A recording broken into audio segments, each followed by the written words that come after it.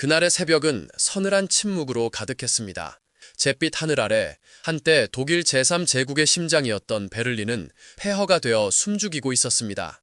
승전국의 병사들이 도시를 휩쓸고 지나간 자리에는 파괴와 절망만이 남았습니다. 하지만 이 절망 속에서도 숨겨진 또 다른 이야기가 펼쳐지고 있었습니다. 그것은 바로 한때 무소불위의 권력을 누리던 나치 지도자들의 아내들, 그들의 처참한 몰락에 관한 이야기입니다. 이들의 운명은 전쟁의 잔혹한 끝을 가장 선명하게 보여주는 거울이었습니다. 수십 년이 흐른 지금도 그들의 삶과 죽음은 많은 질문을 던집니다. 과연 그녀들은 순진한 방관자였을까요? 아니면 남편들의 잔혹한 범죄에 적극적으로 가담한 공범이었을까요? 이 숨겨진 역사의 한 조각은 당신의 예상을 훨씬 뛰어넘는 비극을 품고 있습니다. 한때 황홀한 권력의 최상단에서 모든 것을 누렸던 그녀들의 삶은 전쟁이 끝나자마자 한순간에 지옥으로 변했습니다. 화려했던 드레스는 허름한 죄수복으로 바뀌었고 호화로운 저택은 차가운 감방으로 대체되었습니다. 이들은 마치 인기 드라마 속 배신당한 주인공처럼 한순간에 모든 것을 잃었습니다. 그들의 이야기는 단순한 한 개인의 비극을 넘어섭니다. 그것은 광기 어린 이념이 어떻게 한 사회를 파괴하고 그 안에 살던 사람들의 영혼마저 좀먹었는지를 보여주는 끔찍한 기록이기 때문입니다. 오늘 우리는 그 어두운 진실 속으로 깊이 들어가 볼 것입니다. 가장 먼저 떠오르는 이름은 요제피 괴벨스의 아내 마그다 괴벨스입니다. 그녀는 히틀러의 충실한 추종자이자 나치 정권의 상징적인 여성 중 한 명이었습니다. 그녀의 미모와 지성은 선전장관 괴벨스의 완벽한 배우자 역할을 수행했습니다. 마그다는 히틀러를 깊이 존경했고 그의 이념을 맹목적으로 신봉했습니다. 그녀는 6아이의 어머니였지만 그 어떤 모성애보다도 나치 이념에 대한 충성심이 강했습니다. 그녀의 삶은 독일 국민에게 모범적인 아리아인 어머니의 모습으로 비춰졌습니다. 그러나 천길 낭떠러지 아래로 떨어지는 비극은 이미 예고되어 있었습니다. 전쟁이 폐색이 짙어지자 마그다는 절망에 빠졌습니다. 그녀는 연합군의 손에 잡히는 것을 상상조차 할 수 없었습니다. 오직 파멸만이 그녀를 기다리는 유일한 길이라고 생각했습니다. 1945년 5월 1일 베를린의 지하 벙커에서 마그다는 인생의 가장 끔찍한 결정을 내렸습니다. 6명의 어린 자녀들을 자신의 손으로 죽이는 것이었습니다. 그녀는 아이들에게 수면제를 먹인 뒤 시한화 칼륨 캡슐을 주입했습니다. 어린 아이들의 순수한 눈동자는 마지막 순간에도 엄마를 믿었을 것입니다. 그들의 짧고도 비참한 생명은 전쟁의 광기가 낳은 가장 잔혹한 희생양이 되었습니다. 아이들의 시신은 조용히 누워 있었고 마그다의 마음속에는 오직 공허함만이 가득했습니다. 남편 요제프 괴벨스와 함께 자살한 그녀의 시신은 소련군에 의해 불에 탄 채 발견되었습니다. 그녀의 마지막 선택은 역사의 가장 어두운 페이지에 기록된 이해하기 힘든 광기의 표본으로 남아 있습니다. 그녀의 이야기는 많은 이들에게 충격과 함께 깊은 질문을 던집니다. 만약 이 이야기가 당신에게 깊은 감동과 함께 섬뜩한 전율을 선사한다면 이 채널을 구독해주세요. 우리는 세계 2차 대전의 숨겨진 비극과 알려지지 않은 사실들을 계속해서 발굴해낼 것입니다. 역사의 어두운 그림자 속에는 아직도 많은 이야기가 잠들어 있습니다. 다음으로 살펴볼 인물은 독일 공군 총사령관 헤르만 괴링제 아내 에미 괴링입니다. 그녀는 한때 유명한 여배우였으며 나치 정권의 퍼스트 레이디와 같은 존재였습니다. 화려하고 사치스러운 삶의 대명사였던 그녀는 권력의 정점에서 모든 것을 누렸습니다. 에미 괴링은 괴링의 방대한 예술품 컬렉션과 끝없는 파티로 유명했습니다. 그녀는 자신의 지위를 이용해 호화로운 생활을 즐겼고 전쟁 중에도 전혀 자제하지 않았습니다. 그녀의 삶은 독일 국민의 고통과는 동떨어진 환상 속의 궁전과 같았습니다. 그러나 그 환상은 전쟁의 종말과 함께 산산조각 났습니다. 괴링이 체포되자 에미 괴링 또한 연합군에게 붙잡혔습니다. 그녀는 전범 재판에 회부되었고 남편의 전범 행위에 대한 조사를 받았습니다. 그녀의 화려한 드레스는 더 이상 그녀를 보호해주지 못했습니다. 뉘른베르크 전범 재판 당시 에미는 남편의 무죄를 주장하며 눈물로 호소했지만 그녀의 말은 허공에 흩어졌습니다. 괴링은 유죄 판결을 받았고 에미는 스스로가 고통받는 피해자라고 주장했지만 세상은 그녀의 말을 믿지 않았습니다. 그녀는 전쟁 이후 한동안 수감 생활을 했으며 모든 재산을 몰수당했습니다. 한때 부와 명예를 누리던 그녀는 빈털터리가 되어 초라한 삶을 살아야 했습니다. 그녀의 말년은 과거의 영광과는 너무나도 동떨어진 비참함 그 자체였습니다. 에미 괴링은 1967년에 생을 마감했습니다. 그녀는 마지막까지 자신이 억울한 희생자였다고 주장했지만 역사와 사람들은 그녀를 나치 정권의 공범으로 기억합니다. 과연 그녀는 남편의 범죄에 눈을 감은 방관자였을까요? 아니면 적극적인 조력자였을까요? 이는 많은 이들에게 여전히 풀리지 않는 의문으로 남아 있습니다. 당시 그녀는 남편의 잔혹한 행위들을 정말 몰랐던 것일까요? 아니면 모른 척하며 그로부터 얻는 이득을 즐겼던 것일까요? 여러분의 생각은 어떻습니까? 댓글로 의견을 나눠주세요. 다음은 하인리히 히물러의 아내 마르가레테 히물러의 이야기입니다. 그녀는 히물러가 친위대 SS의 수장이 되기 전부터 그와 결혼했습니다. 마르가레테는 나치 이념에 깊이 빠져 있었고 강한 반유대주의자였습니다. 그녀는 남편의 잔혹한 행위에 대해 어느 정도 알고 있었을 것으로 추정됩니다. 히물러는 마르가레테에게 유대인 수용소에 관한 이야기를 서슴없이 털어놓았고 그녀는 이에 대해 아무런 문제의식을 느끼지 못했습니다. 오히려 적극적으로 이를 지지하는 태도를 보였습니다. 마르가레테는 수용소의 유대인들을 노예처럼 부렸고 심지어는 유대인들을 더러운 피라고 부르며 경멸했습니다. 그녀는 아이들에게도 이러한 혐오 사상을 주입했습니다. 그녀의 집은 나치 이념의 온상과 다름없었습니다. 전쟁이 끝나자 마르가레테 힘러는 체포되어 재판을 받았습니다. 그녀는 남편의 죄를 부인하고 자신은 아무것도 몰랐다고 주장했지만 증거들은 그녀의 말을 반박했습니다. 그녀는 남편의 잔혹한 행위에 일정 부분 공범이었다는 판결을 받았습니다. 그녀는 노동수용소에서 복역해야 했고 그 이후에는 평범한 주부로 살아야 했습니다. 그녀의 말년은 남편의 악명 높은 이름 때문에 평생 죄책감과 비난 속에서 살아가야 하는 비참한 운명이었습니다. 그녀는 1967년에 사망했습니다. 마르가레테의 이야기는 악의 평범성에 대한 깊은 질문을 던집니다. 평범한 한 여성이 어떻게 그토록 잔혹한 이념에 심취하여 죄 없는 이들에게 고통에 가할 수 있었을까요? 그녀의 삶은 우리에게 인간 내면의 어두운 면을 다시 한번 생각하게 합니다. 알베르트 슈페어의 아내 마르가레테 슈페어의 운명도 주목할 만합니다. 그녀는 다른 나치 지도자들의 아내들과는 다소 다른 길을 걸었습니다. 슈페어는 히틀러의 건축가이자 군수장관으로 전범 재판에서 유죄를 인정하고 자신의 죄를 참여했습니다. 남편의 참회와는 별개로 마르가레테 슈페어의 삶 또한 녹록지 않았습니다. 그녀는 남편이 수감된 20년 동안 그를 기다렸습니다. 그녀는 남편의 죄를 완전히 부정하지 않았지만 그의 행동을 이해하려 노력했습니다. 전쟁 후 마르가레테는 사회에서 철저히 고립되었습니다. 나치 전범의 아내라는 낙인은 그녀를 평생 따라다녔습니다. 그녀의 친구들은 등을 돌렸고 가족들마저 그녀를 멀리했습니다. 그녀는 외로움과 싸워야 했습니다. 그녀는 다른 나치 아내들처럼 적극적으로 이념에 가담하지는 않았지만 남편의 죄가 남긴 그림자에서 벗어날 수 없었습니다. 그녀는 1962년에 남편이 수감된 슈판다우 교도소 근처로 이사를 가서 남편을 계속 만났습니다. 마르가레테 슈페어는 1987년에 생을 마감했습니다. 그녀의 삶은 남편의 죄가 한 개인의 삶에 얼마나 큰 영향을 미칠 수 있는지 보여주는 비극적인 예시입니다. 그녀는 침묵의 공범이었을까요? 아니면 무지했던 희생자였을까요? 다음으로 살펴볼 인물은 독일 외무장관 요아힘 폰 리벤트로프의 아내 아넬리제 폰 리벤트로프입니다. 그녀는 귀족 출신으로 남편의 출세를 위해 많은 노력을 했습니다. 그녀 또한 나치 정권의 사교계에서 중요한 역할을 했습니다. 아넬리제는 남편의 정치적 야망을 적극적으로 지지했습니다. 그녀는 외교 무대에서 남편을 돕고 나치 독일의 이미지를 좋게 포장하기 위해 노력했습니다. 그녀는 화려한 파티를 열고 유럽의 귀족들과 교류하며 나치 정권의 얼굴마담 역할을 했습니다. 하지만 전쟁의 종말과 함께 그녀의 세계도 무너져 내렸습니다. 남편 리벤트로프는 뉘른베르크 전범 재판에서 사형 선고를 받았습니다. 아넬리제는 남편의 죽음을 지켜보며 깊은 절망에 빠졌습니다. 그녀는 남편의 처형 후에도 그의 유산을 지키려 애썼습니다. 아넬리제는 회고록을 쓰고 남편을 변호하며 그의 행위를 정당화하려 노력했습니다. 그녀는 1973년에 사망했습니다. 만약 여기까지 시청하셨다면 이 이야기가 당신의 마음을 사로잡았다는 의미입니다. 그러니 좋아요를 누르고 알림 설정을 켜서 다음 다큐멘터리를 놓치지 마세요. 우리는 계속해서 숨겨진 역사를 파헤칠 것입니다. 나치 지도자들의 아내들 중 일부는 자살로 생을 마감했습니다. 마르틴 보어만의 아내 게르다 보어만은 히틀러의 개인 비서였던 남편만큼이나 광신적인 나치 이념 신봉자였습니다. 그녀는 8명의 아이들을 낳았고 이 아이들에게 나치 이념을 주입했습니다.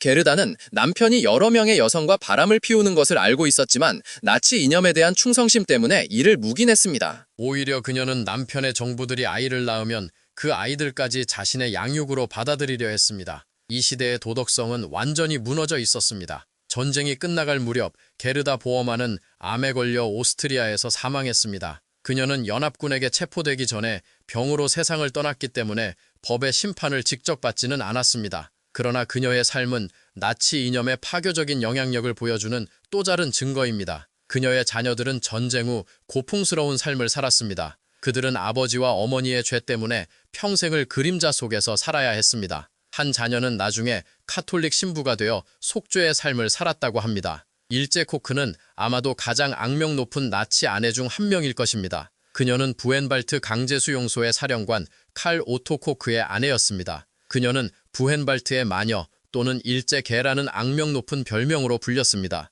일제 코크는 수용소의 죄수들에게 극도로 잔혹한 행위를 저질렀습니다. 그녀는 문신이 있는 죄수들의 피부를 벗겨내 램프갓이나 책 표지를 만들었다고 전해집니다. 이 이야기는 너무나도 끔찍해서 믿기 어려울 정도입니다. 그녀는 죄수들을 고문하고 살해하는 데 직접적으로 관여했으며 사치스러워 생활을 즐겼습니다. 그녀의 잔혹성은 나치 정권의 광기가 개인에게 미친 영향을 적나라하게 보여줍니다. 그녀는 인간이 얼마나 잔인해질 수 있는지 보여주는 살아있는 증거였습니다. 전쟁이 끝나자 일제 코크는 미군에 체포되었습니다. 그녀는 수용소에서 저지른 잔혹한 행위들에 대해 재판을 받았습니다. 그녀는 1947년에 미군 재판에서 종신형을 선고받았지만 증거불충분으로 석방되었습니다. 이 결정은 큰 논란을 불러일으켰습니다. 그러나 서독 정부는 그녀를 다시 체포하여 재판에 회부했습니다. 일제 코크는 1951년에 살인과 학대 혐의로 다시 종신형을 선고받았습니다. 그녀는 1967년에 바이에른주의 한 교도소에서 자살했습니다. 그녀의 이야기는 인간이 얼마나 깊은 악에 빠질 수 있는지, 그리고 권력이 주어졌을 때 얼마나 끔찍한 괴물이 될 수 있는지를 보여줍니다. 그녀의 존재는 역사의 가장 어두운 단면으로 남아 우리에게 경고하고 있습니다. 이제 또 다른 질문을 던지고 싶습니다. 만약 당신이 그 시대에 살았다면 과연 나치 정권의 잔혹함에 어떻게 반응했을까요? 침묵했을까요? 아니면 용감하게 저항했을까요? 이 질문에 대한 답은 그리 쉽지 않을 것입니다. 다른 나치 지도자들의 아내들도 대부분 비슷한 운명을 맞이했습니다. 어떤 이들은 체포되어 재판을 받았고 어떤 이들은 숨어 살아야 했습니다. 그들의 이름은 더 이상 화려한 궁전의 주인으로 기억되지 않았습니다. 대부분은 재산을 몰수당하고 사회에서 철저히 배척당했습니다. 한때 자신들의 남편이 휘둘렀던 권력은 이제 그들에게 고통과 수치심을 안겨주는 족쇄가 되었습니다. 그들은 평생을 과거의 그림자 속에서 살아야 했습니다. 어떤 이들은 새로운 이름으로 신분을 숨기고 평범하게 살아가려 노력했습니다. 그러나 그들의 과거는 항상 그들을 따라다녔습니다.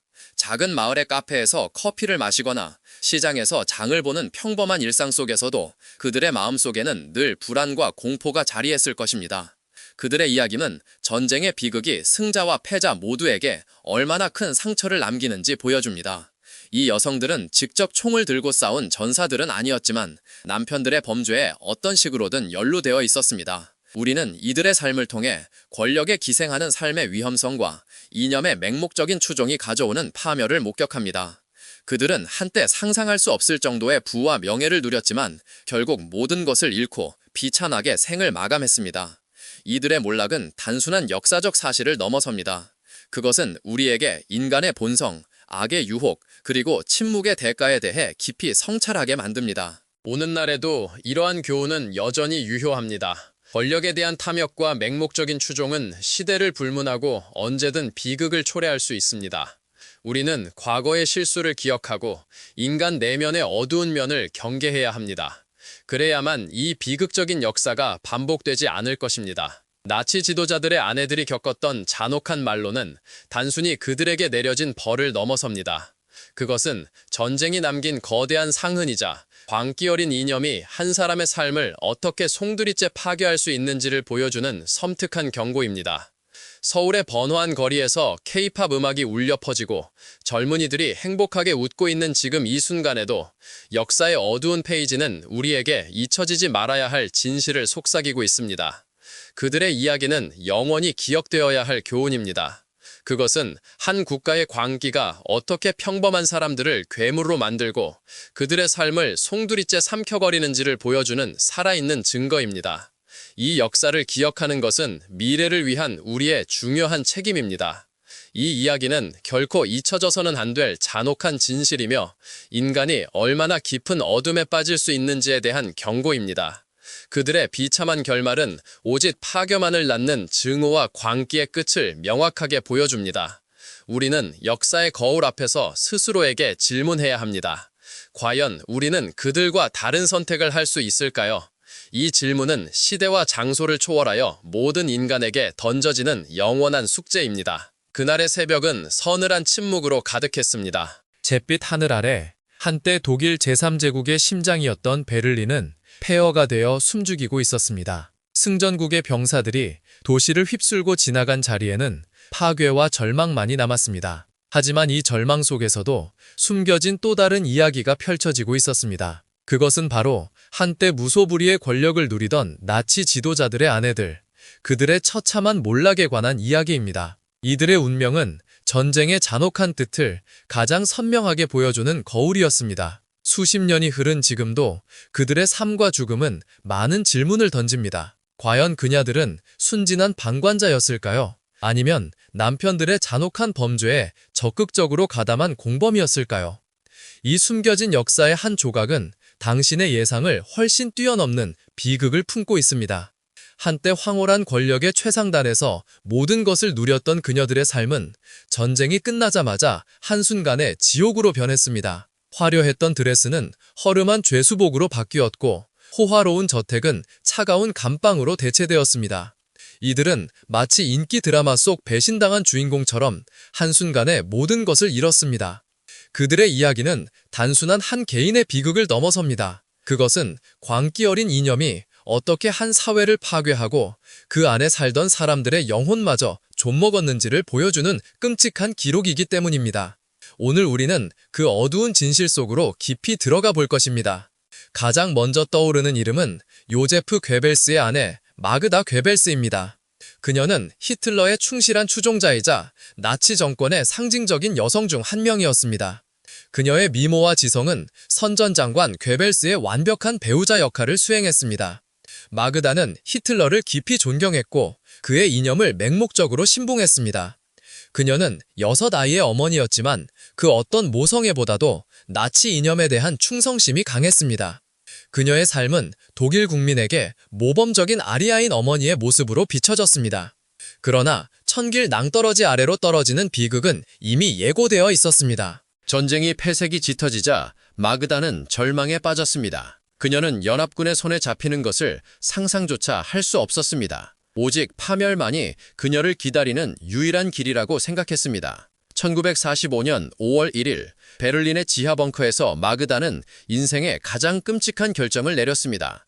6명의 어린 자녀들을 자신의 손으로 죽이는 것이었습니다. 그녀는 아이들에게 수면제를 먹인 뒤 시아나칼륨 캡슐을 주입했습니다. 어린 아이들의 순수한 눈동자는 마지막 순간에도 엄마를 믿었을 것입니다. 그들의 짧고도 비참한 생명은 전쟁의 광기가 낳은 가장 잔혹한 희생양이 되었습니다. 아이들의 시신은 조용히 누워 있었고 마그다의 마음속에는 오직 공허함만이 가득했습니다. 남편 요제프 괴벨스와 함께 자살한 그녀의 시신은 소련군에 의해 불에 탄 채 발견되었습니다. 그녀의 마지막 선택은 역사의 가장 어두운 페이지에 기록된 이해하기 힘든 광기의 표본으로 남아 있습니다. 그녀의 이야기는 많은 이들에게 충격과 함께 깊은 질문을 던집니다.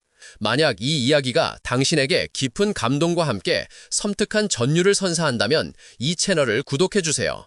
우리는 세계 2차 대전의 숨겨진 비극과 알려지지 않은 사실들을 계속해서 발굴을 낼 것입니다. 역사의 어두운 그림자 속에는 아직도 많은 이야기가 잠들어 있습니다. 다음으로 살펴볼 인물은 독일 공군 총사령관 헤르만 괴링의 아내 에미 괴링입니다. 그녀는 한때 유명한 여배우였으며 나치 정권의 퍼스트 레이디와 같은 존재였습니다. 화려하고 사치스러운 삶의 대명사였던 그녀는 권력의 정점에서 모든 것을 누렸습니다. 에미 괴링은 괴링의 방대한 예술품 컬렉션과 끝없는 파티로 유명했습니다. 그녀는 자신의 지위를 이용해 호화로운 생활을 즐겼고 전쟁 중에도 전혀 자제하지 않았습니다. 그녀의 삶은 독일 국민의 고통과는 동떨어진 환상 속의 궁전과 같았습니다. 그러나 그 환상은 전쟁의 종말과 함께 산산조각 났습니다. 괴링이 체포되자 에미 괴링 또한 연합군에게 붙잡혔습니다. 그녀는 전범 재판에 회부되었고 남편의 전범 행위에 대한 조사를 받았습니다. 그녀의 화려한 드레스는 더 이상 그녀를 보호해주지 못했습니다. 뉴른베르크 전범 재판 당시 에미는 남편의 무죄를 주장하며 눈물로 호소했지만 그녀의 말은 허공에 흩어졌습니다. 괴링은 유죄 판결을 받았고 에미는 스스로가 고통받는 피해자라고 주장했지만 세상은 그녀의 말을 믿지 않았습니다. 그녀는 전쟁 이후 한동안 수감 생활을 했으며 모든 재산을 몰수당했습니다. 한때 부와 명예를 누리던 그녀는 빈털터리가 되어 초라한 삶을 살아야 했습니다. 그녀의 말년은 과거의 영광과는 너무나도 동떨어진 비참함 그 자체였습니다. 에미 괴링은 1967년에 생을 마감했습니다. 그녀는 마지막까지 자신이 억울한 희생자였다고 주장했지만 역사와 사람들은 그녀를 나치 정권의 공범으로 기억합니다. 과연 그녀는 남편의 범죄에 눈을 감은 방관자였을까요? 아니면 적극적인 조력자였을까요? 이는 많은 이들에게 여전히 풀리지 않는 의문으로 남아 있습니다. 당시 그녀는 남편의 잔혹한 행위들을 정말 몰랐던 것일까요? 아니면 모른 척하며 그로부터 얻는 이득을 즐겼던 것일까요? 여러분의 생각은 어떻습니까? 댓글로 의견을 나눠주세요. 다음은 하인리히 히물반의 아내 마르가레테 히물러의 이야기입니다. 그녀는 히물러가 친위대 SS의 수장이 되기 전부터 그와 결혼했습니다. 마르가레테는 나치 인형에 깊이 빠져 있었고 강한 반유대주의자였습니다. 그녀는 남편의 잔혹한 행위에 대해 어느 정도 알고 있을 것으로 추정됩니다. 히물러는 마르가레테에게 유대인 수용소에 관한 이야기를 서슴없이 털어놓았고 그녀는 이에 대해 아무런 문제의식을 느끼지 못했습니다. 오히려 적극적으로 이를 지지하는 태도를 보였습니다. 마르가레테는 수용소의 유대인들을 노예처럼 부렸고 심지어는 유대인들을 더러운 피라고 부르며 경멸했습니다. 그녀는 아이들에게도 이러한 혐오 사상을 주입했습니다. 그녀의 집은 나치 이념의 온상과 다름없었습니다. 전쟁이 끝나자 마르가레테 히물러는 체포되어 재판을 받았습니다. 그녀는 남편의 죄를 부인하고 자신은 아무것도 몰랐다고 주장했지만 증거들은 그녀의 말을 반박했습니다. 그녀는 남편의 잔혹한 행위에 일정 부분 공범이었다는 판결을 받았습니다. 그녀는 노동수용소에서 복역해야 했고 그 이후에는 평범한 주부로 살아야 했습니다. 그녀의 말년은 남편의 악명 높은 이름 때문에 평생 죄책감과 비난 속에서 살아가야 하는 비참한 운명이었습니다. 그녀는 1967년에 사망했습니다. 마르가레테의 이야기는 악의 평범성에 대한 깊은 질문을 던집니다. 평범한 한 여성이 어떻게 그토록 잔혹한 이념에 심취하여 죄 없는 이들에게 고통을 가할 수 있었을까요? 그녀의 삶은 우리에게 인간 내면의 어두운 면을 다시 한번 생각하게 합니다. 알베르트 슈페어의 아내 마르가레트 슈페어의 운명도 주목할 만합니다. 그녀는 다른 나치 지도자들의 아내들과는 다소 다른 길을 걸었습니다. 슈페어는 히틀러의 건축가이자 군수장관으로 전범 재판에서 유죄를 인정하고 자신의 죄를 참여했습니다. 남편의 참회와는 별개로 마르가레트 슈페어의 삶 또한 녹록지 않았습니다. 그녀는 남편이 수감된 20년 동안 그를 기다렸습니다. 그녀는 남편의 죄를 완전히 부정하지 않았지만 그의 행동을 이해하려 노력했습니다. 전쟁 후 마르가레트는 사회에서 철저히 고립되었습니다. 나치 전범의 아내라는 낙인은 그녀를 평생 따라다녔습니다. 그녀의 친구들은 등을 돌렸고 가족들마저 그녀를 멀리했습니다. 그녀는 외로움과 싸워야 했습니다. 그녀는 다른 나치 아내들처럼 적극적으로 이념에 가담하지는 않았지만 남편의 죄가 남긴 그림자에서 벗어날 수 없었습니다. 그녀는 1962년에 남편이 수감된 슈판다우 교도소 근처로 이사를 가서 남편을 계속 만졌습니다. 마르가레트 슈페어는 1987년에 생을 마감했습니다. 그녀의 삶은 남편의 죄가 한 개인의 삶에 얼마나 큰 영향을 미칠 수 있는지 보여주는 비극적인 예시입니다. 그녀는 침묵의 공범이었을까요? 아니면 무지했던 희생자였을까요? 다음으로 살펴볼 인물은 독일 외무장관 요아힘 폰 리벤트로프의 아내 아넬리제 폰 리벤트로프입니다. 그녀는 귀족 출신으로 남편의 출세를 위해 많은 노력을 했습니다. 그녀 또한 나치 정권의 사교계에서 중요한 역할을 했습니다. 아넬리제는 남편의 정치적 야망을 적극적으로 지지했습니다. 그녀는 외교 무대에서 남편을 돕고 나치 독일의 이미지를 좋게 포장하기 위해 노력했습니다. 그녀는 화려한 파티를 열고 유럽의 귀족들과 교류하며 나치 정권의 얼굴마담 역할을 했습니다. 하지만 전쟁의 종말과 함께 그녀의 세계도 무너져 내렸습니다. 남편 리벤트로프는 뉘른베르크 전범 재판에서 사형 선고를 받았습니다. 아넬리제는 남편의 죽음을 지켜보며 깃은 절망에 빠졌습니다. 그녀는 남편의 처형 후에도 그의 유산을 지키려 애썼습니다. 아넬리제는 회고록을 쓰고 남편을 변호하며 그의 행위를 정당화하려 노력했습니다. 그녀는 1973년에 사망했습니다. 만약 여기까지 시청하셨다면 이 이야기가 당신의 마음을 사로잡았다는 의미입니다. 그러니 좋아요를 누르고 알림 설정을 켜서 다음 다큐멘터리를 놓치지 마세요. 우리는 계속해서 숨겨진 역사를 파헤칠 것입니다. 나치 지도자들의 아내들 중 일부는 자살로 생을 마감했습니다. 마르틴 보어만의 아내 게르다 보어만은 히틀러의 개인 비서였던 남편만큼이나 광신적인 나치 이념 신봉자였습니다. 그녀는 8명의 아이들을 낳았고 이 아이들에게 나치 이념을 주입했습니다. 게르다는 남편이 여러 명의 여성과 바람을 피우는 것을 알고 있었지만 나치 이념에 대한 충성심 때문에 이를 묵인했습니다. 오히려 그녀는 남편의 정부들이 아이를 낳으면 그 아이들까지 자신의 양육으로 받아들이려 했습니다. 이 시대의 도덕성은 완전히 무너져 있었습니다. 전쟁이 끝나갈 무렵 게르다 보어만은 암에 걸려 오스트리아에서 사망했습니다. 그녀는 연합군에게 체포되기 전에 병으로 세상을 떠났기 때문에 법의 심판을 직접 받지는 않았습니다. 그러나 그녀의 삶은 나치 이념의 파괴적인 영향력을 보여주는 또 다른 증거입니다. 그녀의 자녀들은 전쟁 후 고통스러운 삶을 살았습니다. 그들은 아버지와 어머니의 죄 때문에 평생을 그림자 속에서 살아야 했습니다. 한 자녀는 나중에 카톨릭 신부가 되어 속죄의 삶을 살았다고 합니다. 일제 코크는 아마도 가장 악명 높은 나치 아내 중 한 명일 것입니다. 그녀는 부헨발트 강제수용소의 사령관 칼 오토 코크의 아내였습니다. 그녀는 부헨발트의 마녀 또는 일제개라는 악명 높은 별명으로 불렸습니다. 일제 코크는 수용소의 죄수들에게 극도로 잔혹한 행위를 저질렀습니다. 그녀는 문신이 있는 죄수들의 피부를 벗겨내 램프가시나 책 표지를 만들었다고 전해집니다. 이 이야기는 너무나도 끔찍해서 믿기 어려울 정도입니다. 그녀는 죄수들을 고문하고 살해하는데 직접적으로 관여했으며 사치스러운 생활을 즐겼습니다.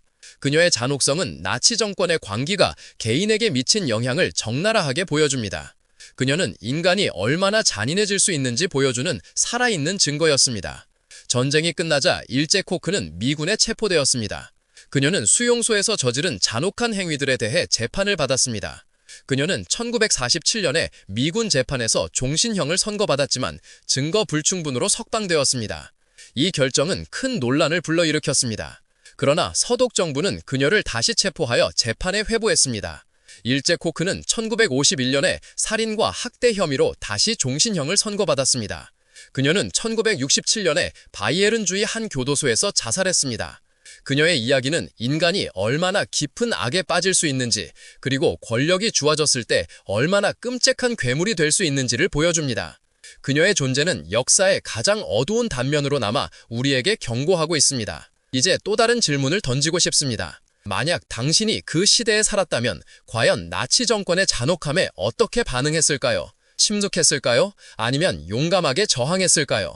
이 질문에 대한 답은 그리 쉽지 않을 것입니다. 다른 나치 지도자들의 아내들도 대부분 비슷한 운명을 맞이했습니다. 어떤 이들은 체포되어 재판을 받았고 어떤 이들은 숨어 살아야 했습니다. 그들의 이름은 더 이상 화려한 궁전의 주인으로 기억되지 않았습니다. 대부분은 재산을 몰수당하고 사회에서 철저히 배척당했습니다. 한때 자신들의 남편이 휘둘렀던 권력은 이제 그들에게 고통과 수치심을 안겨주는 족쇄가 되었습니다. 그들은 평생을 과거의 그림자 속에서 살아야 했습니다. 어떤 이들은 새로운 이름으로 신분을 숨기고 평범하게 살아가려 노력했습니다. 그러나 그들의 과거는 항상 그들을 따라다녔습니다. 작은 마을의 카페에서 커피를 마시거나 시장에서 장을 보는 평범한 일상 속에서도 그들의 마음속에는 늘 불안과 공포가 자리했을 것입니다. 그들의 이야기는 전쟁의 비극이 승자와 패자 모두에게 얼마나 큰 상처를 남기는지 보여줍니다. 이 여성들은 직접 총을 들고 싸운 전사들은 아니었지만